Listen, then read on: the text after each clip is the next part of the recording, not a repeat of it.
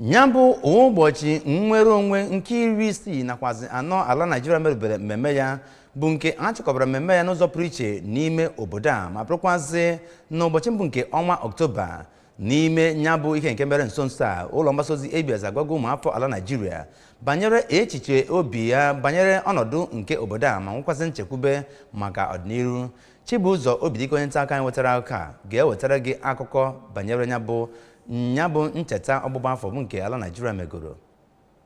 Ahịa ihe mmecha ụmụntakịrị n'Ọka bụ Maazị Ogbonna Okwuda kwuru na ọnọdụ ala anyị bụ Nigeria nọ n'oge a bụ nke dị obi mwute ma kwukwezie na ọ bụrụ na ọ bụ mmadụ bụ ihe gbagoro afọ 64 na onye ahụ bụ onye nke n'aka amaliteberọ igbe. Oriakụ Ifeoma Nwankwọ bụ onye na-azụkwazi ahịa n'ebe ahụ kwukwaziri na enweghọ ihe na-akwalite mmụọ inwe aṅụrị n'oge a n'ihi na ego one akụrụngwa dị na ahịa na-ada bụ nke nọ n'elu ma kwukwezie na naanị ihe ụbọchị a na-echetara ya bụ aṅụrị mgbe gboo bụ mgbe onye ọbụla na-enwe aṅụrị mgbọchị ọbụla enwere ụbọchị independence n'ala anyị bụ Nigeria.